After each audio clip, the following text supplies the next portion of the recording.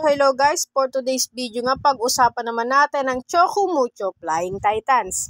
So guys, ang Choco Mucho Flying Titans nga ang nangunguna ngayon sa standing sa PBL All Filipino Conference. So guys, dahil sa mga panahon ngayon, wala pang ang katalo-talo itong Choco Mucho Flying Titans. So guys, tara nga't pag-usapan natin ang kanilang mga players.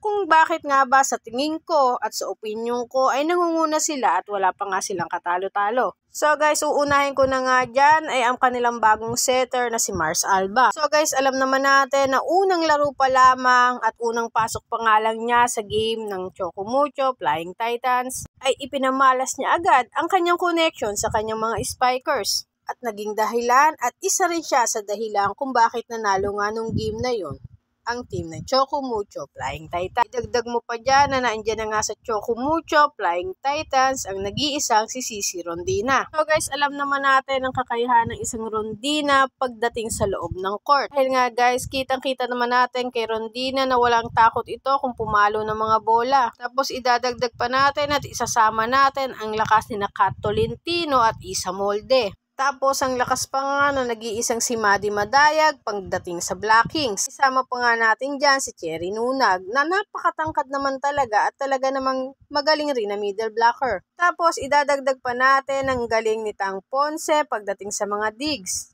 Kaya naman noong laban nila ng Petrogas Angels ay nakapag-produce ng 20 excellent sets si Mars Alba. Tapos ito namang si Tang Ponce ay nakakuha ng 22 excellent dig. Kaya nga guys, hindi nakapagtataka na ang maging player of the week ay walang iba at nanggaling sa Choco Mucho Flying Titans kundi si Sisi Rondina. Kaya nga guys, sa tingin ko ay malakas ngayon ng team ng Choco Mucho Flying Titans. Hindi pa nga nagpapakita dyan sina Isa Molde, andyan pa rin nga si Tubino. Marami pa nga ibang player na pwede mag-step up para sa kanila. So mga kapiraso, salamat sa panunood. Huwag nyo na lang kalimutan mag-like, mag-subscribe at mag-comment dito sa aking channel.